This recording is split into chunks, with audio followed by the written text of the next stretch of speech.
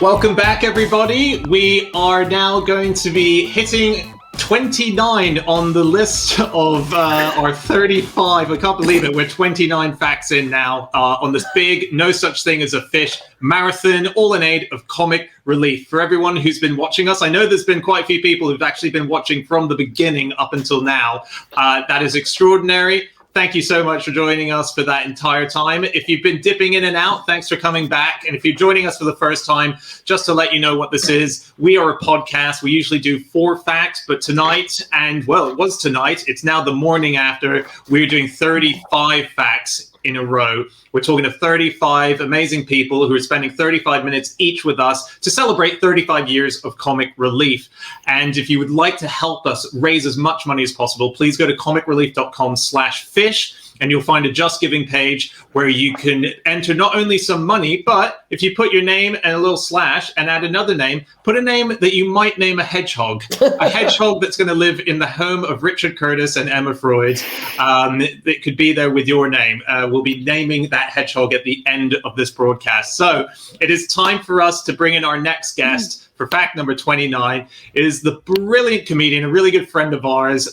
She is so fun to chat to. You're going to have fun in this one. I can feel it. It is Shaparak Khorsandi. Hello. Hey. So nice to be here. Well done, guys. And you all look really fresh and lovely. Oh, thank you. I'm not sure we quite feel it.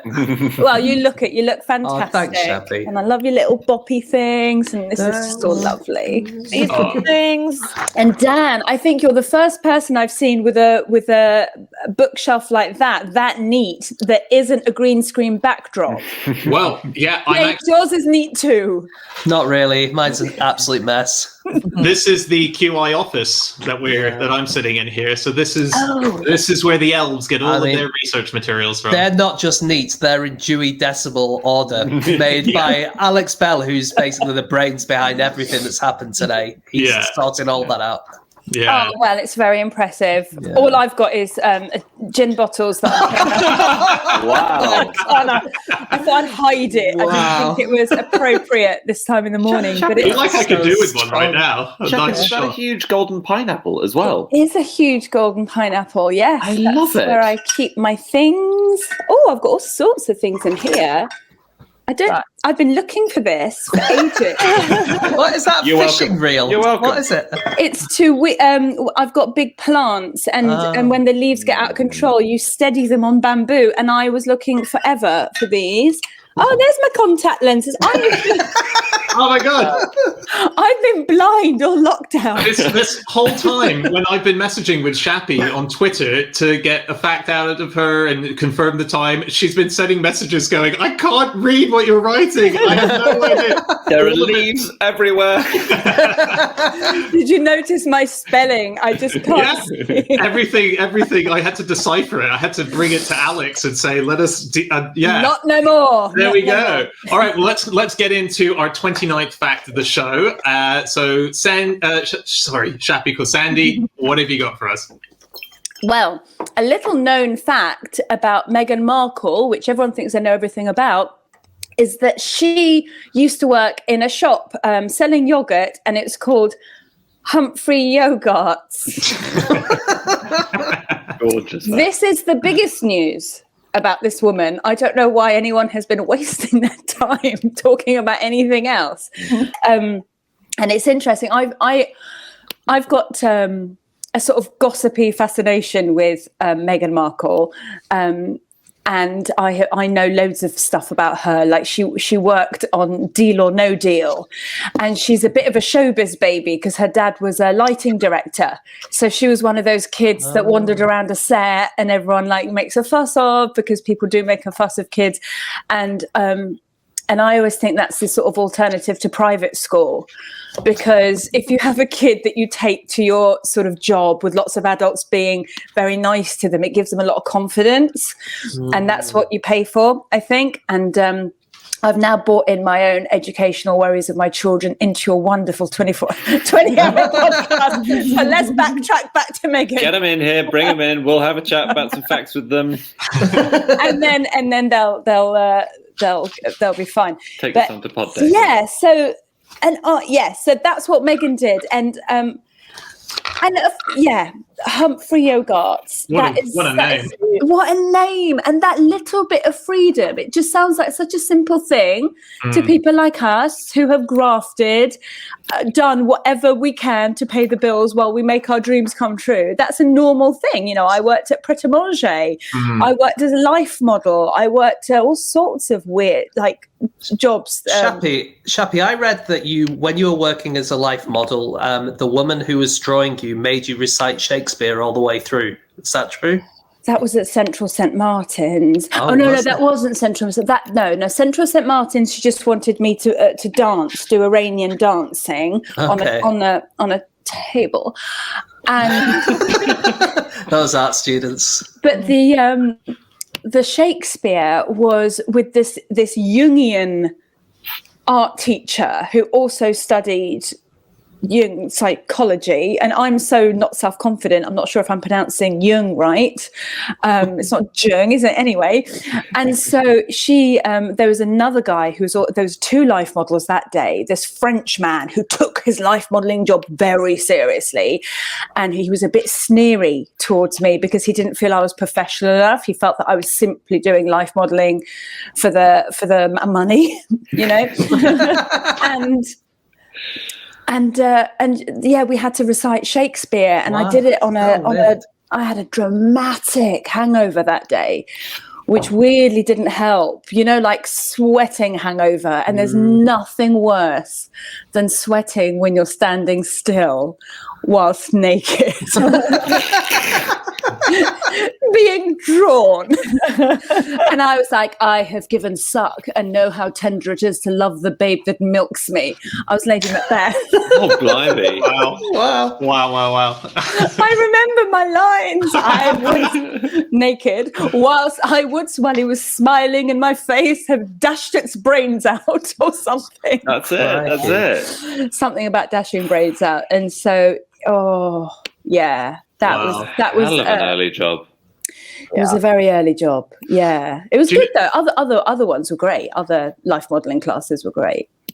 Do you know that another Shakespeare? I think you're not going to forget your Shakespeare if your experience of doing it is standing naked, sweating in front of a class of people.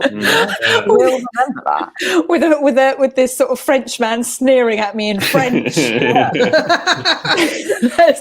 it is a French sneer. It's non-verbal, but it's so different to an English sneer. It's so different. And I never quite forgot that day. I wonder what he's doing now. He's probably still life modeling. You know, it's a calling. Many are called, few are chosen. Yeah. Hey, I've got another fact about another Jung, actually, but a different Jung Chang, who wrote Wild Swans. Chinese writer. Her first job was as a revolutionary electrician. And this was... What does that mean? It was a job in the Cultural Revolution. People were, especially young and educated spinning people. Round. She wasn't, no. She was just sent to be an electrician with no training, because this was a big thing in the Cultural Revolution. You'd just be sent to be, they called them barefoot doctors, because her parents had been described as class traitors. So she wasn't given any training in being an electrician. She was just sent in. She got shocked 5 times in her first month of being an electrician. She didn't know what a fuse was, because, she hadn't been taught. And was that electric shocks, or was she called to the woman was sweating. Do you know the Dalai Lama used to have a sort of side job when he was in Tibet of fixing clocks and cars? He was a real mechanic. No. He was obviously, he wasn't putting down his robes and hopping into, a mechanic's dealership. He would be sent cars, or he would have cars of his own or clocks that he'd love to take apart and put back together. So if anyone had a problem, most likely he would know. It's just a very bizarre. Did he write a book about that or something? I feel like I've read a book about it. James, are you thinking of Zen and the Art of Motorcycle Maintenance? That's the one.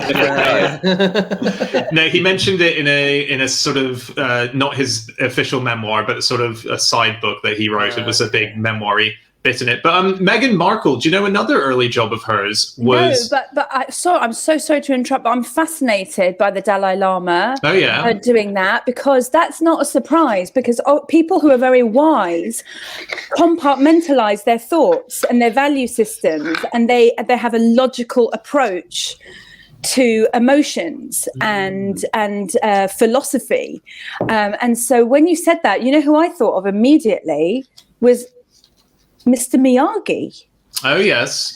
Because Mr. Miyagi was too extraordinarily wise, almost like the Dalai Lama, you could argue, and he was a wizard at car maintenance. Is he Karate Kid? Yes. I've seen it, I'm embarrassed to say. But is he wax on, wax off? He's wax on, wax off guy, but he's extremely wise and philosophical.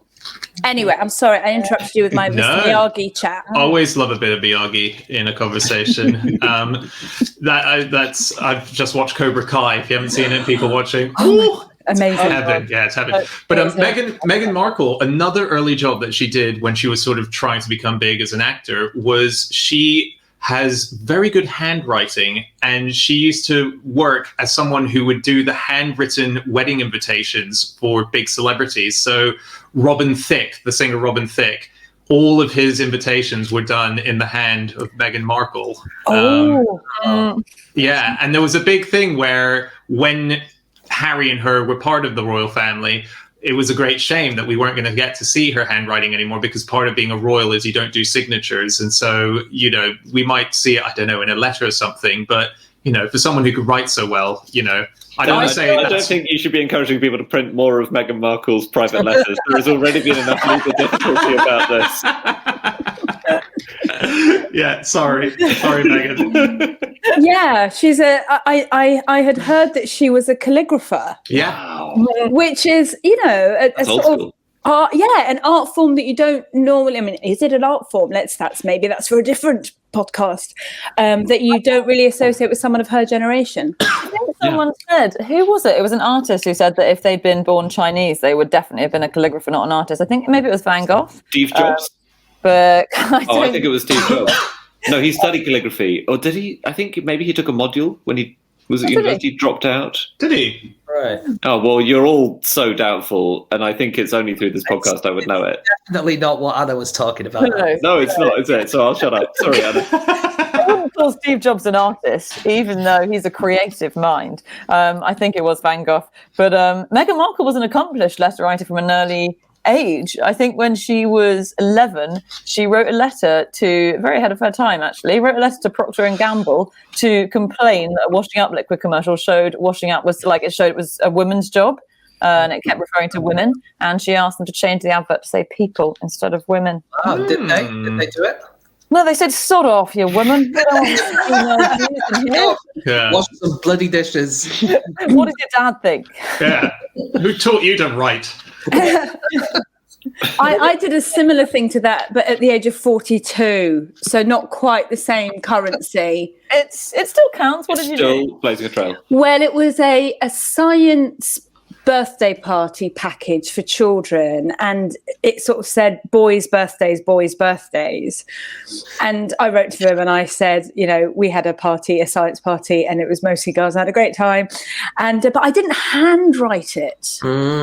I think they would have changed it quicker on the website. Yeah. Had I done a flourish in my T's rather than an email, a very just sort of polite email. Did they change it in the end though? They changed it immediately. Okay. It would have been an oversight. It would have been just thoughtlessness. It wouldn't. I imagine it wasn't even one of those situations where they were like, "Oh, get her with her." You know, they would have gone, "Oh, look what we've done." Yeah, you're right, because it's second nature sometimes, isn't it? Yeah. Pirates and princesses, all of that. So yeah. Anyway, got to call it out. Got to keep an eye out and call it out. Yeah.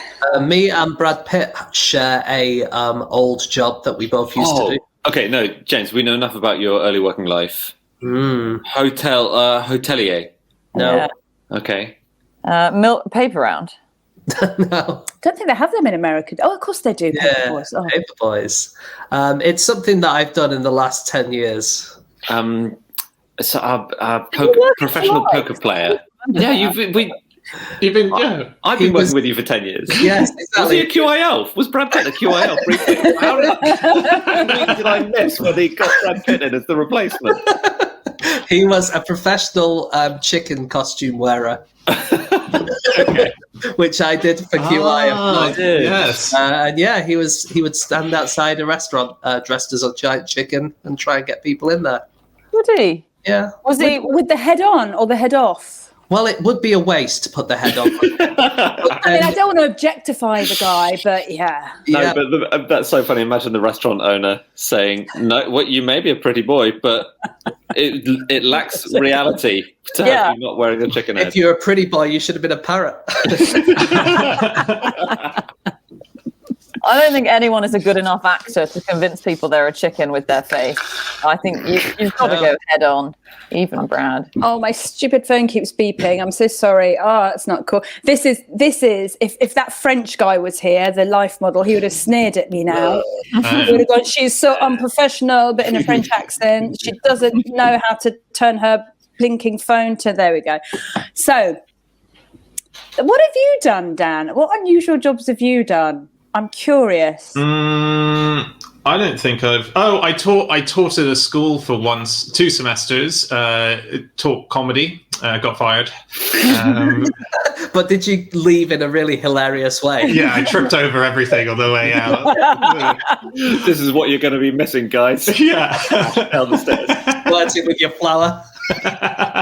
Did you get fired because the job changed? The job was no more, or did you? No, I don't think I actually got fired. I think that we just both didn't speak to each other by the 3rd semester. Do you know what? I was in a relationship like that.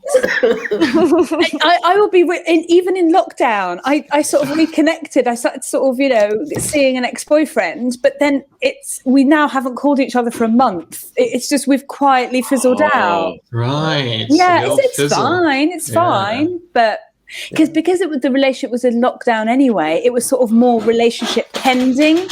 Do you see what I mean? So it was just a lot of talking, a lot of chatting or whatever, and then we just stopped calling each other.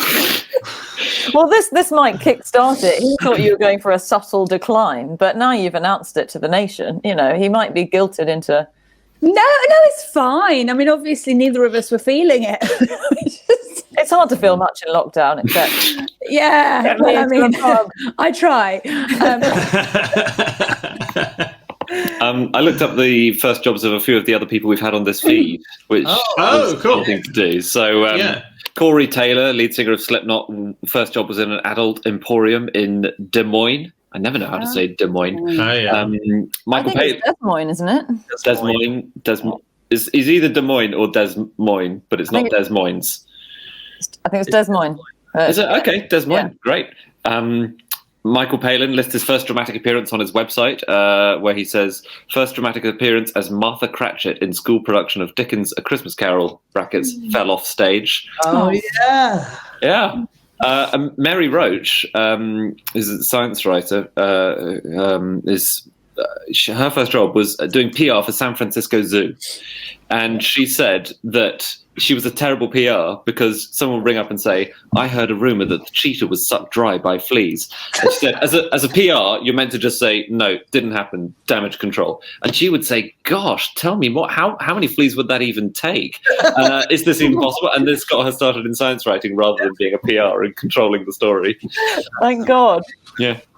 I should say that, Andy, I retrieved it. That's the first thing I've looked up the whole time. I was like, I don't know if I'm talking crap about Des Moines, but there's no S in it. You nailed it first time.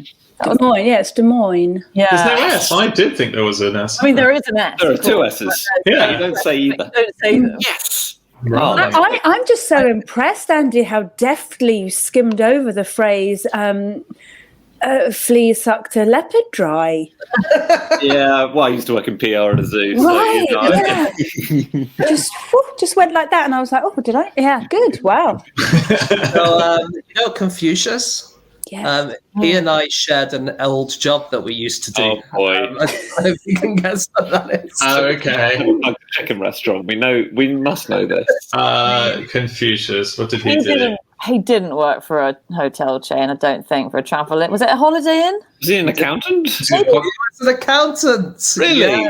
Was he? He was an accountant, and then he became a cowherd, and then he became a Confucius. Ah. Not a normal career progression. That's with bureaucracy. That was part of Confucius's thing, wasn't it? Is meritocracy and bureaucracy. And I would imagine you would have got a lot of those skills in your accounting days. Organising people into levels. Yeah, or just slacking off and going on the internet all day. Or just that. Yeah, I guess that's why he got a bit further than you did in his accountancy, maybe.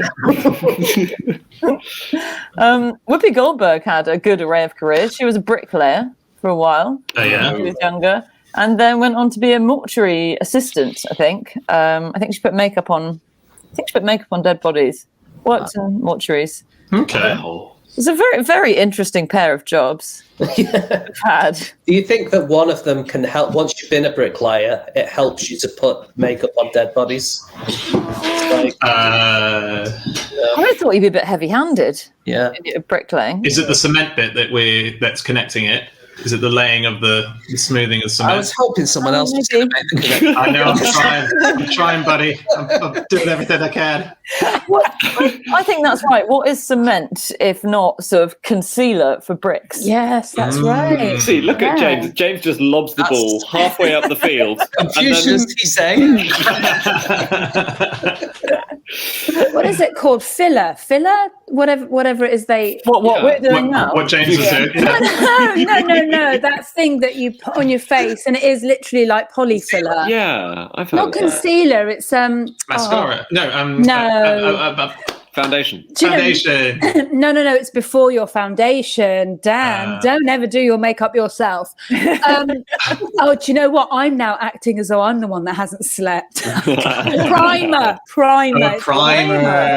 Yes. What is that? What, to sort of get your face ready? For what Yeah. you're about to do to it. Primer is you put it on your face and then you let it dry and then you put foundation on it. I don't do it because time.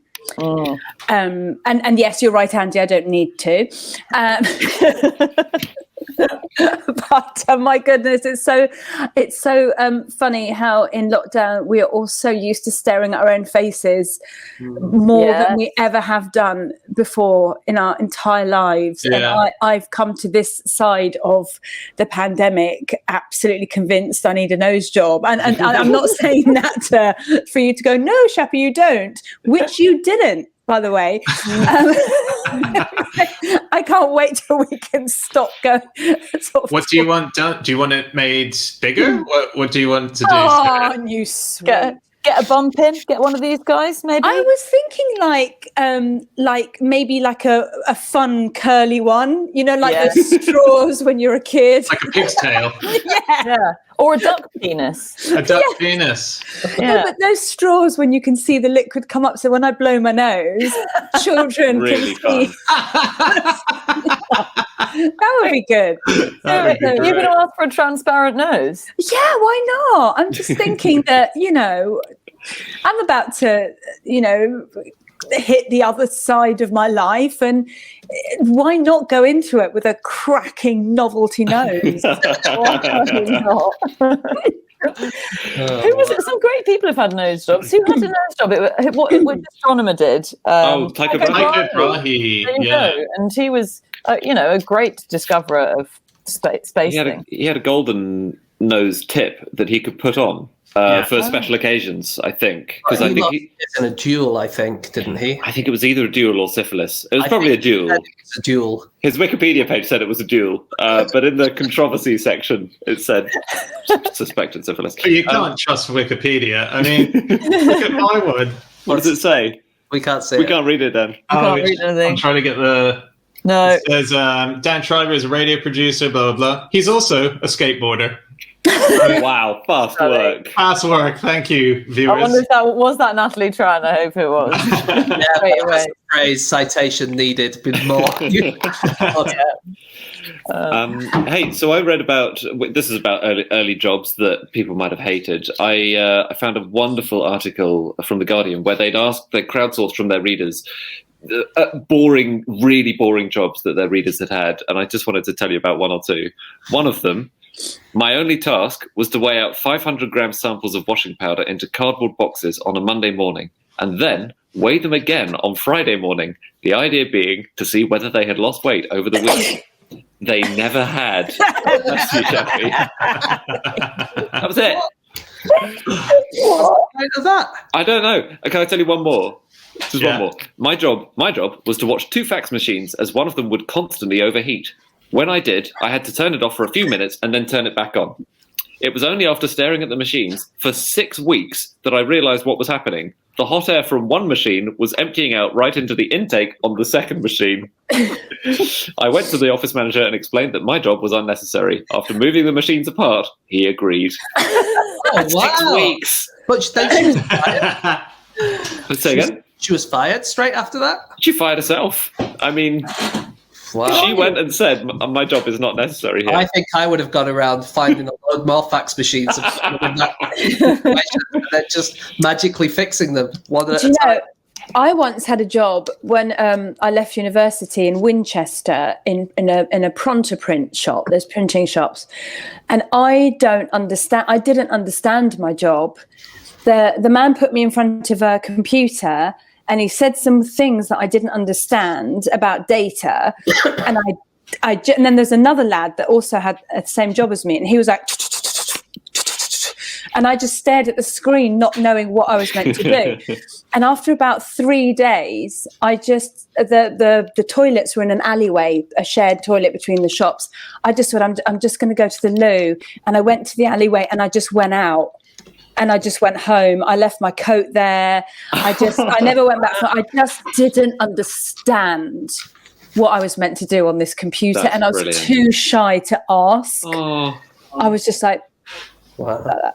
Yeah, I actually think I might have done the same thing. One of the waitressing jobs I did, which I just thought, this is hell. I thought I could work 2 jobs simultaneously, and I just left and never came back. It's bad, isn't it? It's bad form. We should apologise now after all these years. don't know. It's a confusing time being young. It's very confusing doing jobs and having big grown-ups in their 30s telling you what to do when you're 19. It's like, what? It's scary. Thank God none of us have to have proper jobs anymore, right? I mean, honestly, I'm not even joking. I remember people saying, how'd you get into comedy? And I was like, because I couldn't fill out a CV because I'm dyslexic. And I just couldn't. And all my friends were filling out CVs and I just couldn't. I didn't even know where to print them, even though I worked in a pronto print. You could just turn up with comedy. You could just turn up. And then lockdown's been tricky technology wise, because the first podcast I went on back in the summer, an hour it took to get me to understand how to go on a podcast and record myself so they can edit it. An hour. And I was like, just trying to just remember that I'm a grown up and I don't need to run away. I can just ask. A trail of coats across the country.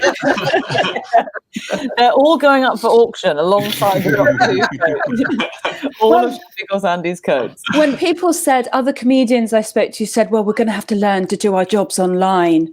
And I was like, I was so furious. I was like, I'd rather learn to be a plasterer. I know where I am with DIY. I put this wallpaper up myself. I know what I'm doing with my hands, with a lot of supervision, by the way, from my children. But jobs that require computers and stuff. It's terrifying. Thank goodness it's nearly over. But although this is fun, I've got this licked. I switched it on, put my name in. We didn't want to tell you, but you've had your camera upside down. Sorry. And there's Ethan and Alex and Rob in the green room, and they're really kind. It's like tech people instinctively know the people that are gonna find everything tricky. And they're able to talk as though you're a gazelle in the forest that's terrified that they're a lion, and you're convincing them that they are not a lion. They're merely here to give you a password. Shappi, we've run out of time. Can't believe it. Again, it just doesn't feel like there's enough. We need to do a 40-hour podcast next time so that we can have an hour with each guest. But Shappi, thank you so much for joining us. Such a pleasure. Bye-bye, guys. Good luck and well done. Thank you. And we'll be back, everyone, in a couple of minutes. We'll see you then.